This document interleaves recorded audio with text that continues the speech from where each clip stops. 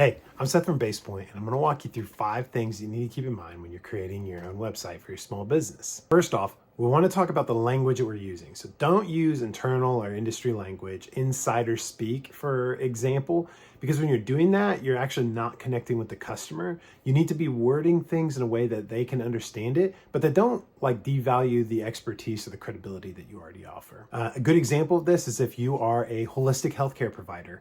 It is important to talk about diagnoses, or it's important to talk about different ailments or issues that someone might be facing, but we don't need to give them a medical definition. We want to help them understand why they might be experiencing something, or if they already know and they already have a diagnosis, how you can help them. Not like regurgitating something they would find in a definition or making it too medical sounding. You want to just put it in terms that someone can understand easily and give them a really clear next step. So that's a bonus one for this first part. Up next is avoid color. A lot of small business websites I come across use tons of various colors. For instance, in the healthcare field, a lot of them use purple backgrounds or bright blue or yellow backgrounds. It makes the text really hard to read, and it's just unnecessarily distracting. Simple is more when it comes to websites, and using simplified color palette will actually enhance your brand and make you look more credible and professional, rather than going the full color route of just random blocks of colors that are super distracting and pushing away from the content. Keeping with that theme, we also want to avoid wild uses of font types and type selection. What you don't want is to create distracting or unreadable blocks of text. You want to really keep things simple. Think about a magazine, online magazine like the New York Times. They have a very nice header font, and then the body font is very easy to read. There's a reason they do that. The legibility is key, and for your website, you want to make sure that your website is also legible. A lot of people think that if they do something spicy with the font choices, that it will somehow enhance their brand, but it really acts as a detractor. Brand isn't all of the typefaces you can possibly fit into your website. That makes things distracting. But coming up with a couple nice pairings, and I can list them in the description below, but coming up with a couple nice font pairs will actually really help enhance the visual style and the cleanliness of your site. And also, it'll just make it really easy to maintain if you have everything really streamlined. Keeping with our theme of too many, another thing that I see is people want to create pages. Pages for pages' sake doesn't actually help the user or the visitor of your website. What you want is a very easy to understand, very easy to follow, very easy to engage with website. That's not confusing. It doesn't have just too much information for the sake of just having too much information. A lot of times what you'll see is a very light homepage, and then you'll see folder after folder after folder in the main navigation where it's just tons of links and tons of places you have to visit to get started.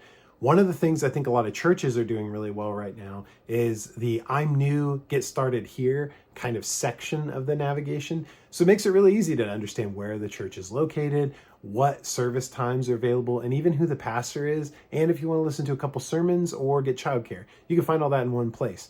Start to think about your website as a small business, as a service, just like a church does, because they're trying to onboard new customers. That's what the Start Here is for. They're trying to communicate to existing members. That's what a members area would be for, or a join a small group or move on to next steps.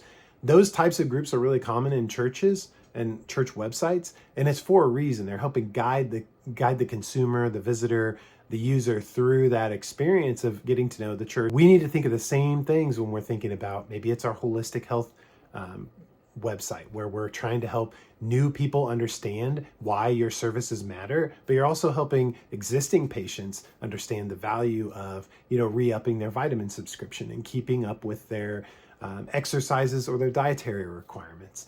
So we really want to make sure we're just understanding where people are at and only giving them the things that they need, rather than just, here's our team page, here's our address page, here's a form page to contact us, here's a vitamins page or a products page. And they're all very disparate and not linked together and not telling a holistic story that really meets people where they are. So we want to try and focus those pages down into where people are at, and then make them about that situation and make them as specific and as short and focused as we possibly can. And last, it should be dead simple to contact you. One of the things that I see is that people have forms with excessive amounts of questions in them. Don't do that. If you need to collect this type of information, maybe go the route of having a personal touch where you're going to lead with, hey, just book a call, 10-minute, 15-minute discovery call. So that way we can answer some of these questions up front and you can go through the effort of actually logging those.